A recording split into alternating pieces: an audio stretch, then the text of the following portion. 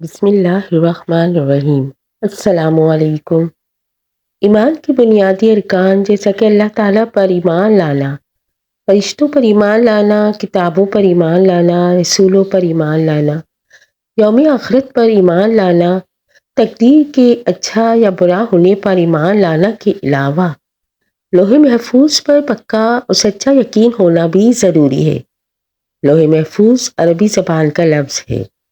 لوح عربی زبان میں تختی کو کہتے ہیں۔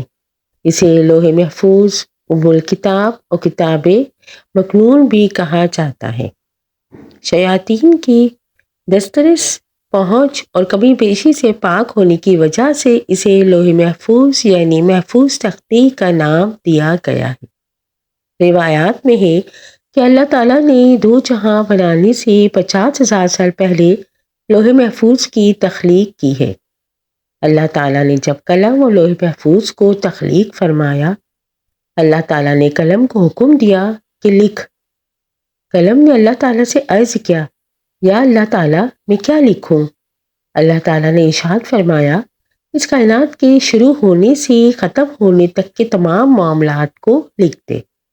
قلم نے اللہ کے حکم کی پیروی کرتے ہوئے سب کچھ لوح محفوظ پر لکھ دیا۔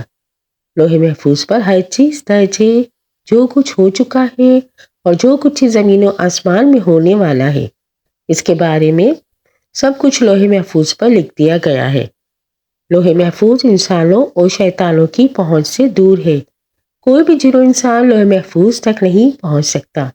صحیح بخاری میں بیان کیا گیا ہے کہ اللہ تعالیٰ کے آخری نبی صلی اللہ علیہ وآلہ وسلم نے فرمایا ہے کہ اللہ تعالیٰ نے لوح محفوظ پر ہر چیز درج کرنے کے بعد زمین و آسمان کو پیدا فرمایا۔ لوح محفوظ کا ذکر قرآن پاک میں کافی جگہوں پر کیا گیا ہے۔ اللہ تعالیٰ سورہ برود میں ارشاد فرماتا ہے، بلکہ یہ قرآن جو لوح محفوظ پر لکھا گیا ہے۔ قرآن پاک کی صورت میں یہ بھی ذکر کیا گیا ہے کہ قرآن پاک بھی لوح محفوظ پر لکھا گیا ہے۔ آج جو قرآن پاک کی تلاوت ہم مومن کرتے ہیں، یہ وہی قرآن پاک ہے جس کو اللہ تعالیٰ نے زمین و آسمان بنانے سے 50,000 سال پہلے ہی لکھ دیا تھا۔ ایک اور اللہ تعالیٰ کا ارشاد ہے کہ ہم نے ہر چیز کو لوح محفوظ پر درج کر رکھا ہے۔ اللہ تعالیٰ نے لوح محفوظ پر ہر چیز کو زمین و آسمان بنانے سے پہلے لکھ دیا تھا۔ لوح محفوظ عرش کی دائیں سیدھی جانب ہے۔ حضرت سیدنا ابن عباس نے فرمایا کہ اللہ عز و جل نے لوح محفوظ کو پیدا فرمایا۔ اس کی لمبائی 100 سال کی مسافت فاصلہ یعنی دوری تھا۔ تفسیر ابن کثیر میں ہے کہ لوح محفوظ کی چوڑائی مشرق و مغرب کے فاصلے کے برابر ہے۔ لوح محفوظ کس چیز سے بنی ہے؟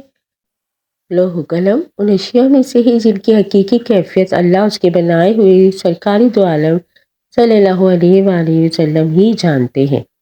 سرکار دو عالم صلی اللہ علیہ وآلہ وسلم نے ارشاد فرمایا، لوح محفوظ سفید موتی سے بنی ہے، اس کے صفحات سرخ یاقوت کے ہیں، اس کا قلم نور اور کتابت لکھائی بھی نور ہے۔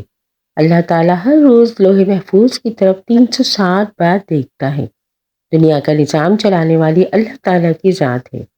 اللہ تعالیٰ جو چاہتا ہے کرتا ہے۔ کسی کو عزت، کسی کو ذلت عطا کرتا ہے، کسی کو پیدا کرتا ہے، کسی کو دنیا سے اٹھا لیتا ہے۔ اللہ تعالیٰ ہر چیز پر قادر ہے، جو چاہتا ہے وہ کر دیتا ہے۔ لوح محفوظ کی لمبائی زمین سے آسمان کے فاصلے کے برابر ہے۔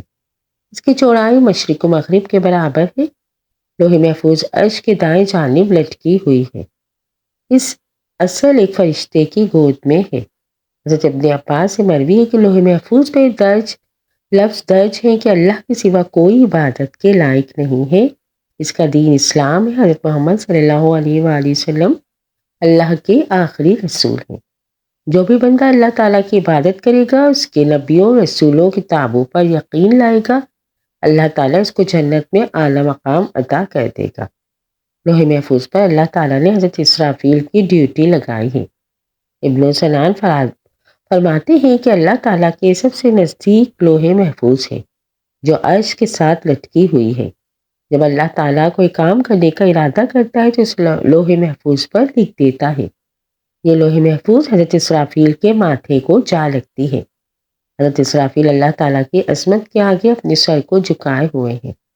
حضرت اسرافیل زمین پر نظریں جھکائے ہوئے ہیں جب لوح محفوظ حضرت اسرافیل کے ماتھے پر آ کر لگتی ہے تو حضرت اسرافیل اس پر نظر مارتے ہیں۔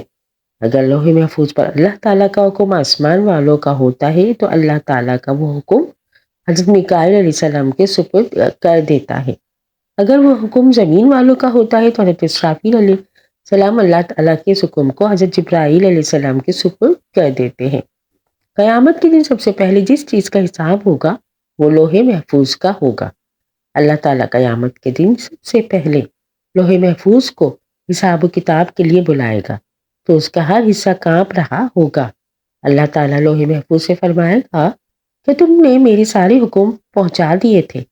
لوح محفوظ اللہ تعالیٰ کی بارگاہ میں عرض کرے گی، جی میرے رب، تو حکم ہوگا کہ تیرے حق میں کون گواہی دے گا؟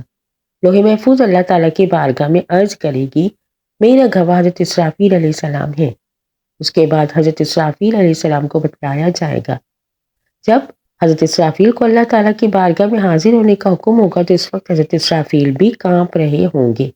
اللہ تعالیٰ حضرت اسرافیل سے پوچھیں گے، کیا تم کو لوح محفوظ نے میرے تمام احکامات پہنچا دیے تھے؟ تو حضرت اسرافیل علیہ السلام اللہ تعالیٰ کی بارگاہ میں گواہی دیں گے، جی ہاں رب العالمین۔ اس وقت لوح محفوظ کہے گی، سب تعریفیں اللہ تعالیٰ کے لیے ہیں جن نے مجھ کو برے عذاب سے دور رکھا۔ اس کے بعد حساب و کتاب کا سلسلہ جاری ہوگا۔ ہمارے بے شمار دوستوں کا یہ سوال ہوتا ہے کہ کیا لوح محفوظ پر لکھا ہوا دعاؤں سے تبدیل ہو جاتا ہے؟ اس کے سوال کا جواب یہ ہے کہ تقدیر 3 قسم کی ہوتی ہے۔ پہلی تقدیر وہ ہوتی ہے جس کو اللہ تعالیٰ انسانوں کی دعاؤں سے بدل دیتا ہے۔ دوسری تقدیر وہ ہوتی ہے جس کو اللہ تعالیٰ اپنے نبیوں، رسولوں، ولیوں اور نیک بندوں کی دعاؤں سے بدل دیتا ہے۔ اس 2 قسم کی تقدیر کو توبہ سے بدلا جا سکتا ہے، لیکن تقدیر کی تیسری قسم وہ ہے جو لوح محفوظ پر لکھی ہوئی ہے۔ اس تقدیر کو کبھی نہیں بدلا جا سکتا، اس میں کسی بھی قسم کی تبدیلی نہیں ہو سکتی۔ لوح محفوظ پر لکھی گئی تقدیر کو کبھی بھی تبدیل نہیں کیا جا سکتا۔ اللہ تعالیٰ سے دعا ہے کہ اللہ تعالیٰ ہم کو شریعت محمدی صلی اللہ علیہ وآلہ وسلم کے مطابق زندگی گزارنے کی توفیق عطا فرمائے، آمین۔ اگر میری یہ ویڈیو پسند آئی ہو تو اس کو لائک، شیئر اور سبسکرائب کیجیے۔ جزاک اللہ۔